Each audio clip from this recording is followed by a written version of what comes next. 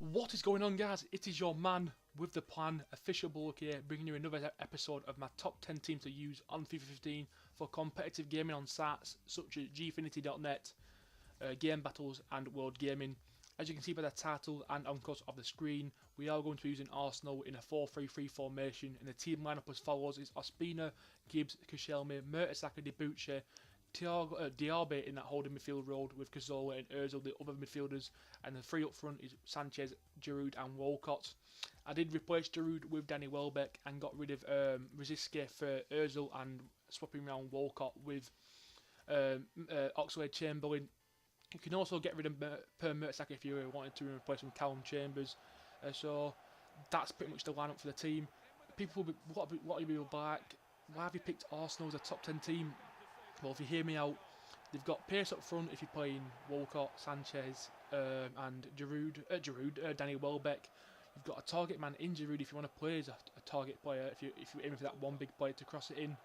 You can also all play just three pace abusing fuckers with Sanchez, Walcott and of course Oxlade-Chamberlain if you wanted to play all those three up front. You've got a strong midfield three of Santi Cazorla, Diaby and Santi Cazorla, Mesut Ozil and Diaby as your midfield three, my mistake.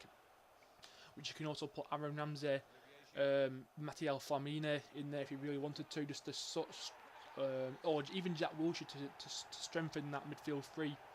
Then your backline of course is Gibbs, Koscielny, Mertesacker and Debuchy. You can get rid of Mertesacker and put Callum Chambers there. You can also get that Bellerini, he's quite fast on this FIFA if you want to replace Debuchy, and of course you can also change Szczesny and Ospina, who I actually do have in goal. I do prefer Ospina over Szczesny. I think Szczesny makes too many mistakes on FIFA, but that's with any keepers. Every single keeper on this game makes mistakes. The only real letdown with Arsenal was, like I said, there's not a lot of pace in that the defensive backline with Per Mertesacker getting caught out quite often really against the likes of it. You can see this guy playing as Borussia Dortmund and Aubameyang and Adrian Ramos, Royce were running him ragged really. So I did actually end up swapping Mertesacker around with Callum Chambers to sort that out, and that pretty much improved the team. But I also didn't get that aerial threat you get with Per Mertesacker for corners, for free kicks and stuff like that if you want to cross them in. The midfield three, Santi Cazorla, as you can see in this clip now, was probably one of the best midfielders I used. I think I scored 3 free kicks with him. Chips for days. I fucking scoring long shots, which I don't usually score kinda. Santi Cazorla was pretty much the standout man in the midfield three alongside Mesut Ozil, but I did also play Rosicky there, and Rosicky were doing damage. And up front you've got Walcott who can do stuff like that. That's a fantastic chip under the crossbar and over the line. I did replace Walcott with Oxlade-Chamberlain. I did think Oxlade-Chamberlain offers more, even though they got similar kind of stats. Even though Walcott's got that extra pace, I just feel more comfortable using Theo Walcott. And Giroud got me some goals, little tappings. Really didn't do anything special, to be honest. This is a nice bit of work by Mesut Ozil getting his goal in this against an opponent on Game of Sweden, if I'm not mistaken, getting that easy 1-2 passing goal. And this next clip you'll see by Santi Cazorla is probably the best goal I scored while we're recording these games. I think I played about 18 games altogether.